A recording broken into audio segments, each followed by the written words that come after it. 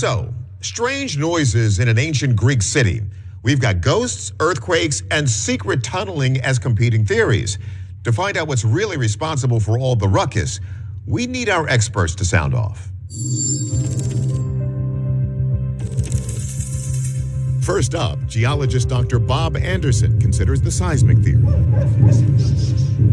Well, the most common sounds that you would get in nature would be earthquakes or faults or something breaking. But those kinds of sounds that you hear, it's very short-lived, very quick.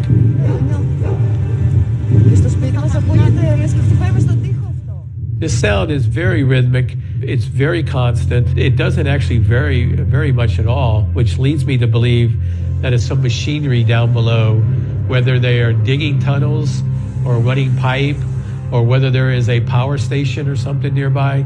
Forensic audio analyst Dr. Rob Maher agrees with Anderson that the noises seem to be mechanical in nature. When we look at the time waveform and the spectrogram for the sound, the time between the different sounds varies a little bit, but they have that relatively rhythmic quality to them. The fact that they're relatively loud and low frequency indicates to me there's some mechanical aspect to this. But what's making the mechanical pounding? Troubled ghosts? Secret excavators? Maher has his own theory. One of the sources of a rhythmic sound like this could be a plumbing phenomenon known as a water hammer.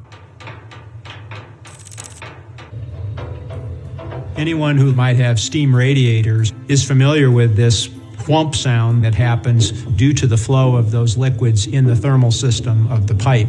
When a valve of running water is quickly closed, the stream slams into the valve at nearly 8 times the pressure, creating a shock wave through the pipes that makes the water hammer sound. And the bigger the pipes, the bigger the sound. So that type of sound is what we're hearing here, but on a much larger scale. He puts the theory to the test when he runs a comparative analysis of the Thessaloniki mystery sounds and the sounds made by a residential water hammer in action. When we look at this recording of a water hammer situation in a residence, we can see that there is a lot of energy in this low frequency range down around 100 hertz, so that mechanical source of the sound is very similar.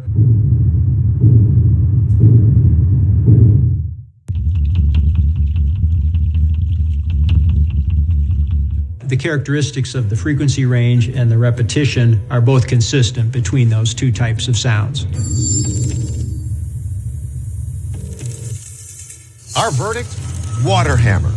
Incidentally, we did some more digging, and it turns out that even though representatives from Thessaloniki water supply originally denied the noise was coming from them, the president of the water authority later made an announcement that the sound was coming from routine tuning of the water supply. So for now, let's just call this water under the bridge.